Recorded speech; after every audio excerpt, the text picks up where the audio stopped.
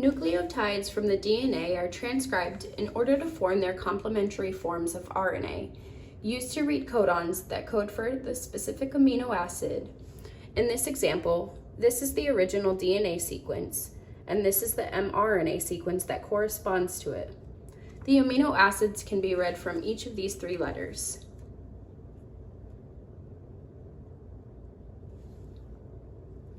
Each one of these three bases are used to read for the amino acid that will be coded for, but when one of these bases change, it can cause different forms of mutations to occur, such as a silent mutation, missense mutation, nonsense mutation, and read-through mutations. Transitions are when A and G purines exchange, or C and T pyrimidines exchange, meaning that the bases that have been switched are similar shapes. Transversions are when purine bases A or G have been switched with pyrimidine bases C or T, and therefore involve the exchange of one-ring structures and two-ring structures, which are not similar in shapes. Silent mutations are when a base is substituted but ends up resulting in the same amino acid. Using the original DNA sequence, you can see that when you replace the T and the GCT to a C, which is known as transition, that the mRNA sequence will look different, as well as, however, still codes for the same amino acid,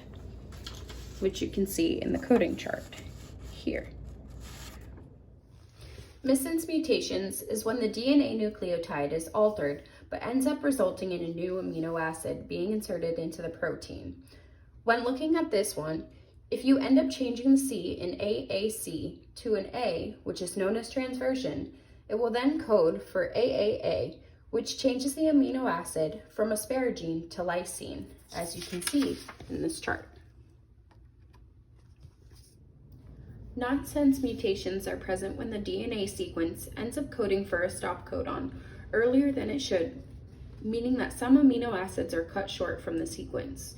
When looking at the sequence from the DNA, if you change the C in the TGC to an A, which is known as transversion, then it will be coded for UGA, which is known as a stop codon,